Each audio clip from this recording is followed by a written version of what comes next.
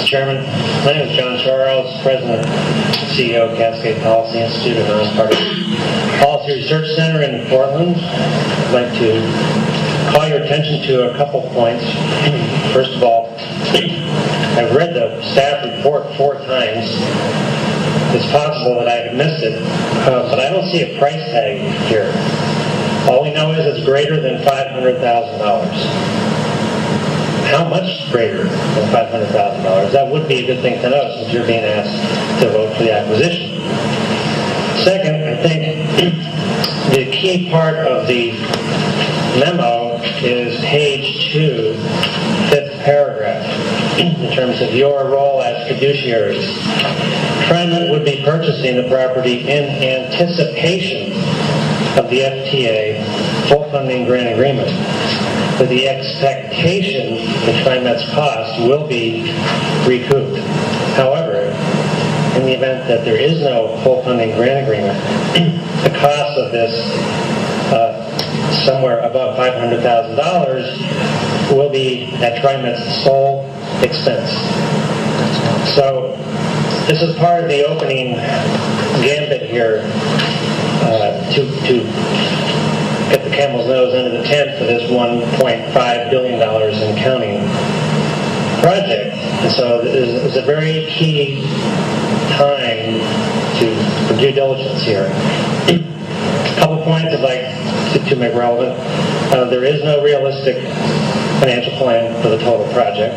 There wasn't before under the 60-40 hypothesis. There's even less now under the 50-50 hypothesis. So you're being asked to spend an unknown amount of money for a project that you don't have a financial plan for. Second, for about the last 18 months, TriMet has either been planning for or implementing service cuts continuously. In my view, restoring the service cuts, especially on the frequent service lines that carry 57% of all the bus traffic, which represents 2/3 of all the trips on the system, that should be a much higher priority than spending $1.5 billion on a slow train to a city that is only 4 miles southeast of the Ross Island Bridge. Third, any federal funding at all is highly speculative since TriMet has reduced service on the Green Line and Yellow Line and will be reducing service again in September in violation of the commitment to run these trains for 20 years because you took the federal capital money. Now, FTA seems to have a hard time understanding or defining what operating trains for 20 years means exactly, but it seems to me you're sort of speculating that FTA will continuously look the other way, that if they give you money for these federal projects, you promise to operate them for 20 years, and then you cut service back. Well, they might wake up one of these days and figure out that this is a bad place to spend money because you're not keeping up your part of the commitment.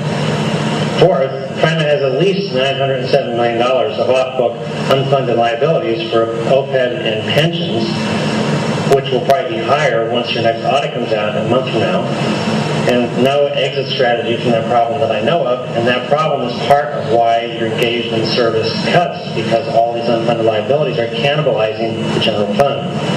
I think solving that problem should be a much higher priority than sending a slow train to Milwaukee. So my concluding comment is that in the staff report, at the end, it basically says, this is the only recommendation. If we don't do this, we impose hardship on the property owner, and I am fully sympathetic of hardships on private property owners. But I don't believe this is the only option.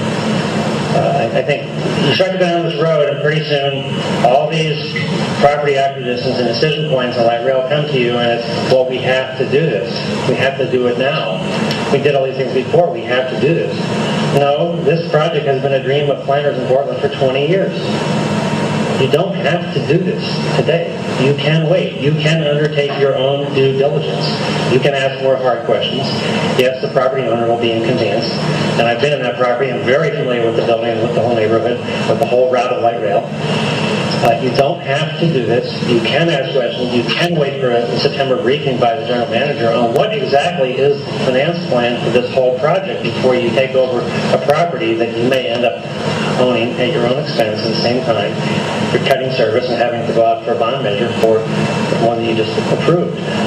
So I think in the whole picture, this really, really needs to be thought about in terms of how important is this versus everything else you're doing.